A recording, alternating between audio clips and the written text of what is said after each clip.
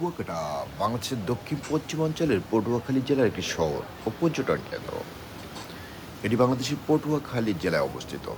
এখানে আছে কুয়াকাটা সমুদ্র সৈকত, যা পর্যটকদের কাছে সাগরকন্যা হিসেবে পরিচিত। 18 কিলোমিটার দৈর্ঘ্যের সৈকতের বিশিষ্ট কুয়াকাটা বাংলাদেশের অন্যতম নৈসর্গিক সমুদ্র সৈকত। এটি বাংলাদেশের একমাত্র সৈকত যেখান থেকে সূর্যোদয় এবং সূর্যাস্ত দুটোই দেখা যায়। কুয়া শব্দটি এসেছে কূপ থেকে। ধারণা করা হয় 18 শতকের মুঘল শাসকদের দ্বারা বার্মা থেকে বিতাড়িত হয়ে আরাকানিরা এই অঞ্চলে এসে বসবাস শুরু করে। তখন এখানে সুপেয় জলের অভাব পূরণ করতে তার প্রচুর কুয়ো বা কূপ খনন করেছিল। সেই থেকে এই অঞ্চলের নাম হয়ে যায় কুয়াকাটা। কুয়াকাটা পটুয়াখালী জেলায় কলাপাড়া উপজেলায় মহিপুর থানার কুয়াকাটা পৌরসভা অবস্থিত। ঢাকা থেকে সড়কপথের দূরত্ব 380 কিলোমিটার, বরিশাল থেকে 108 কিলোমিটার। কুয়াকাটা পটুয়াখালী সদর থেকে 70 কিলোমিটার দক্ষিণে অবস্থিত। ধন্যবাদ।